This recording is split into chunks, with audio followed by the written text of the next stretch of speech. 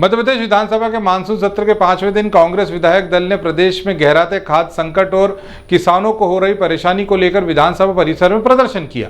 कांग्रेस विधायक दल के सदस्य खाद की खाली बोरियां और नैनो खाद की प्रतीकात्मक बोतलें लेकर विधानसभा पहुंचे और सरकार की किसान विरोधी नीतियों पर सवाल उठाए।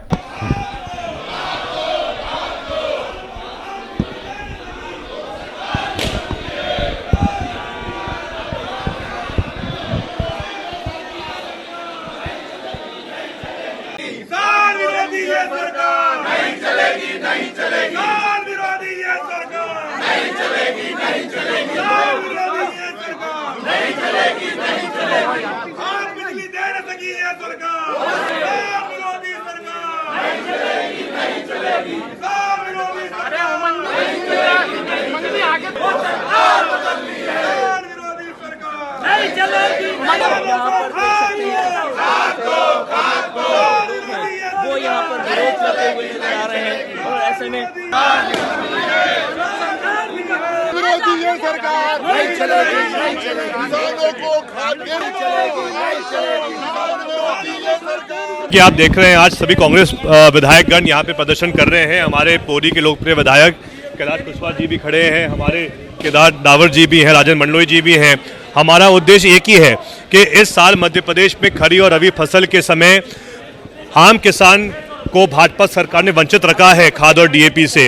इसमें बड़े स्तर पे भाजपा सरकार ने कालाबाजारी की है।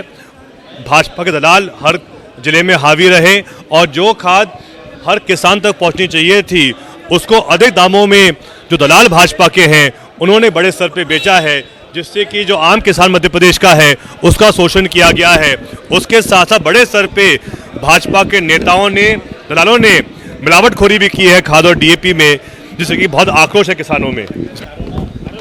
देखिए, ये एक दिन की बात नहीं है, ये इसी वर्ष की बात नहीं है।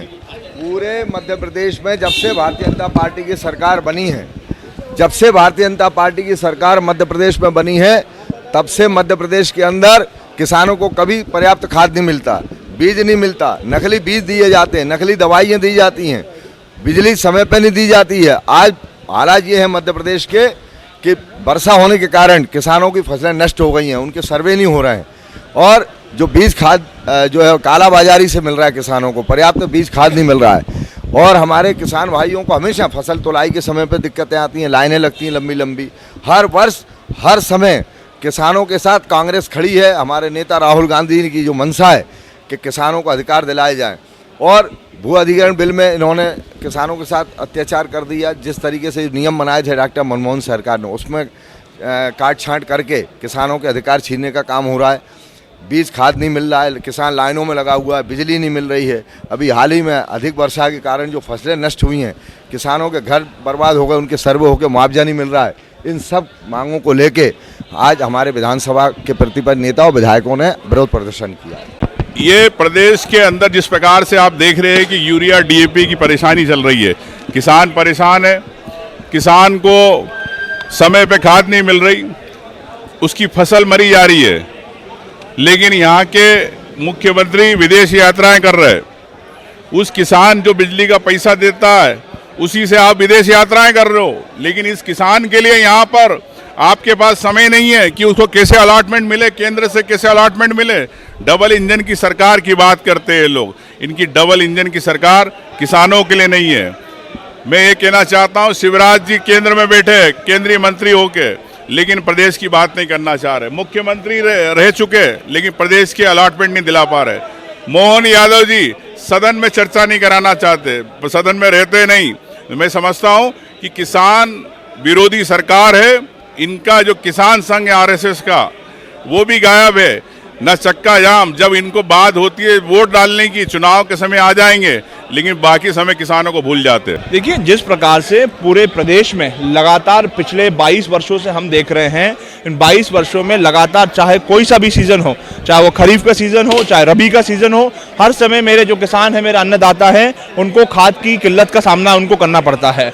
और ये पूरी जो व्यवस्था है उस व्यवस्था के ऊपर एक प्रश्न चिन्ह खड़ा करता है। सरकार कहीं ना कहीं किसानों के प्रति जो उसका रवैया है उसको लेकर के गंभीर नहीं है और इसीलिए समय समय पर इस तरह की जो है दिक्कतें हैं मेरे किसान को, मेरे अन्नदाताओं को इसका सामना करना पड़ता है। कहने के लिए हमारे पास डबल इंजन की सरकार है, लेकिन ये डबल इंजन की सरकार भी पूर्ण रूप से फेल हो चुकी है। देखिए, सरकार से हम लगातार मांग कर रहे हैं, सरकार न तो डीएपी दे रही है न समय पे यूरिया दे रही है, और यूरिया और डीएपी की जगह ये नैनो खाद की बोतल, इसकी कीमत 600 रुपये एक बोतल की, और जबरदस्ती किसान से कहती है अगर 2 पैकेट यूरिया चाहिए तो एक नैनो की बोतल लो। अगर उसने एक नैनो की बोतल 2 पैकेट वाले ने ली तो उसको खाद कितने का पड़ा? एक पैकेट पे 300 रुपये ब्लैक में नहीं चला गया? ब्लैक कर रही है सरकार जानबूझ के।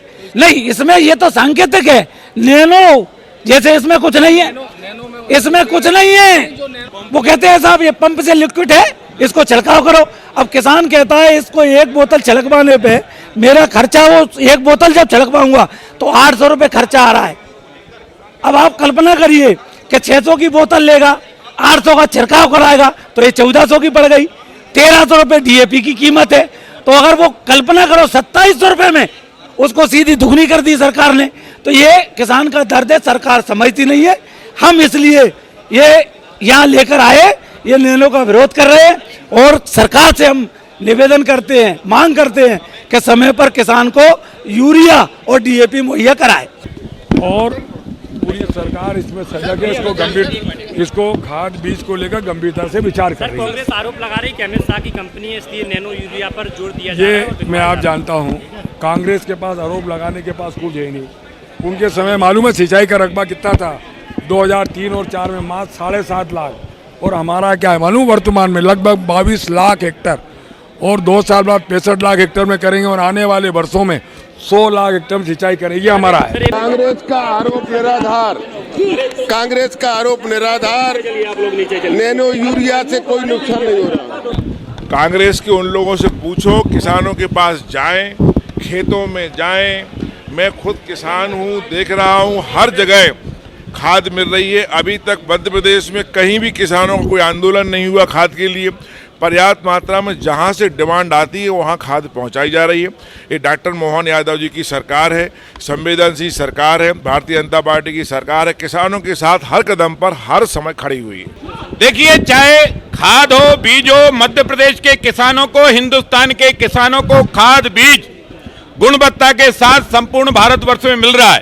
हाँ, ये बात अलग है कि कांग्रेस का बीज खराब हो गया है, कांग्रेस की जमीन को खरपतवार की तरह उखाड़कर फेंका जा रहा है। न कांग्रेस को खाद मिलेगा, न कांग्रेस को बीज मिलेगा।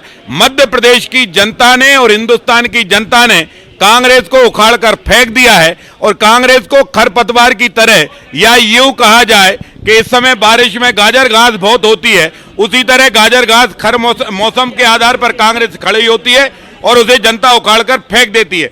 कांग्रेसियों को ना खाद मिलेगा, ना कांग्रेस को बीज मिलेगा। हिंदुस्तान के किसान को खाद भी मिलेगा, बीज भी मिलेगा। मध्य प्रदेश के किसान को खाद बीज दोनों उपलब्ध मिलेंगे।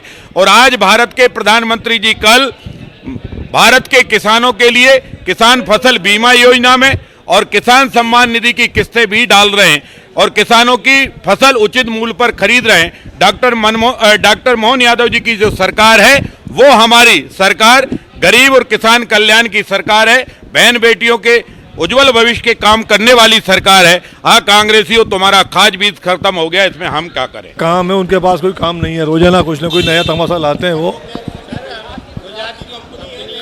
खाद पर्याप्त है, कोई दिक्कत नहीं है, सभी सोसाइटियों में खाद उपलब्ध है, प्राइवेट को भी खाद उपलब्ध है। कांग्रेस को उनको केवल शिकायत करना है और कोई तरीका नहीं। उनके पास विरोध करने का तरीका उनका रोज कोई नया इशू खड़ा करना। किसकी बेटे कंपनी है? प्रमाण लाए ना, कोर्ट का चित्र है, उसके लिए न्यायालय हमारे यहाँ नीचे लेकर सुप्रीम कोर्ट तक खिलाफ कार्रवाई करने के खिलाफ।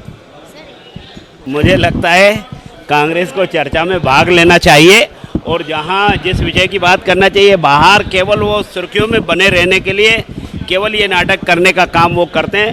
वस्तुतः वो चर्चा जब होती है, चर्चा में भाग नहीं लेते, भाग जाते हैं। गिरगिट लेकर आए थे और ये गिरगिट की भाषा बोलते हैं, गिरगिट का व्यवहार करते हैं। असलियत सामने आ गई। ये रंग बदलने वाले लोग हैं, ये अपराधियों के साथ चलने वाले लोग हैं, ये भी जिम्मेदार है। खबरों में बने रहने के लिए ग्रामीण भारत टीवी को सब्सक्राइब कीजिए और बेल आइकॉन दबाना ना भूलें।